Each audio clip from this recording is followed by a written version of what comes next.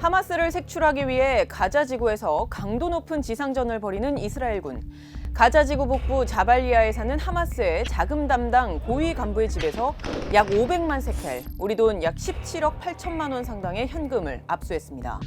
그런데 이 돈은 하마스의 최고위급 간부들의 자산에 비하면 빙산의 일각 수준이라는 게 대체적인 분석입니다. 하마스 정치 지도자이자 한때 팔레스타인의 총리도 역임했던 이스마일 하니에는 현재 카타르로 건너간 상태인데 개인 자산은 40억 달러, 약 5조 2,300억 원이 넘는 걸로 추정됩니다. 하마스의 또 다른 정치 지도자인 아부 마주크의 자산은 약 30억 달러, 우리 돈 약 3조 9,300억 원, 메샬의 자산은 약 40억 달러, 우리 돈 약 5조 2,400억 원이 넘을 거란 관측도 제기됩니다.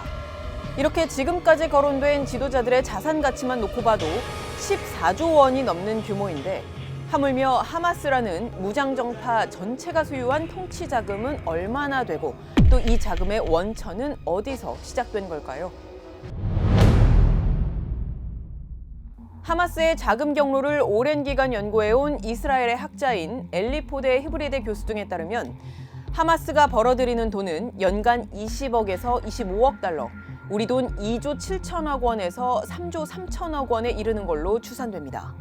이 어마어마한 규모의 자금 출처는 꽤 다양합니다. 첫 번째 자금원은 팔레스타인 자치정부 PA의 예산 중 10억 달러, 우리 돈 약 1조 3천억 원 이상으로 그 규모가 가장 큽니다.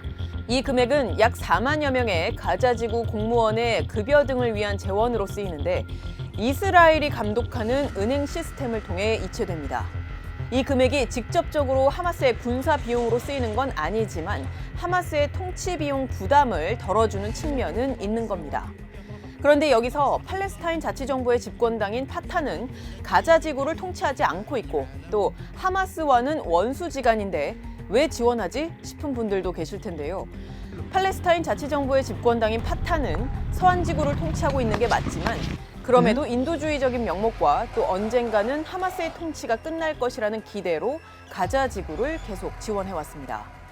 두 번째 자금원은 카타르입니다. CNN 보도에 따르면 카타르는 2018년부터 가자 지구에 매달 약 1,500만 달러, 우리 돈으로 약 196억 원의 현금을 여행 가방에 담아서 이스라엘을 통해 전달해왔습니다. 현재는 유엔의 감독과 이스라엘의 승인을 거쳐서 이체가 되고 있는데 이 규모는 연간 4억 달러로 추산이 된다는 게 엘리포데 교수의 분석입니다. 즉 카타르가 가자 지구 주민들을 돕는다는 명목으로 막대한 현금을 지급해왔는데 이스라엘 총리인 베냐민 네타냐후도 이러한 금전적 지원안을 2018년 8월 공식 석상에서 통과시킨 것으로 확인됐습니다. 세 번째 자금원은 하마스가 직접 징수하는 관세와 세금입니다. 하마스는 가자지구 주민들은 물론이고 라파 검문소를 통과하는 연료와 담배 등 이집트산 수입품과 케럼 샬롬 교차로로 들어오는 이스라엘산 수입품을 통해서도 온갖 세금과 관세를 걷어왔습니다.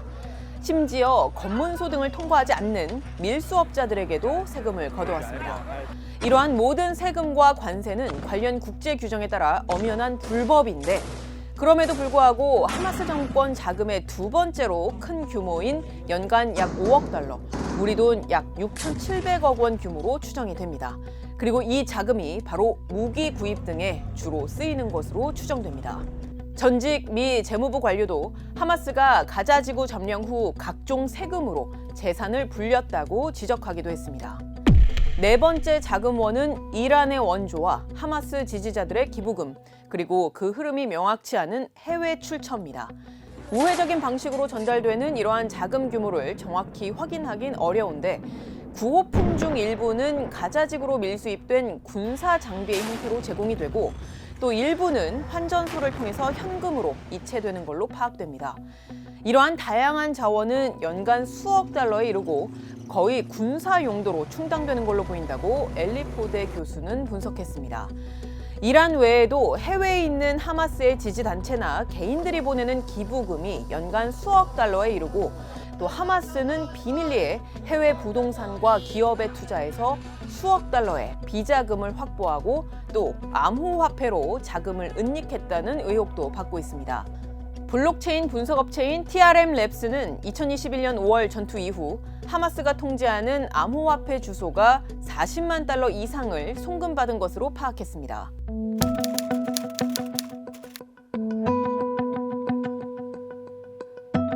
또 뉴욕타임스에 따르면 하마스는 아랍에미리트의 쌍둥이 빌딩은 물론이고 수단의 광산, 양계업, 도로건설 회사, 그리고 알제리의 부동산 개발업체, 증권거래소에 상장된 부동산 회사까지 모두 소유한 것으로 파악됐습니다.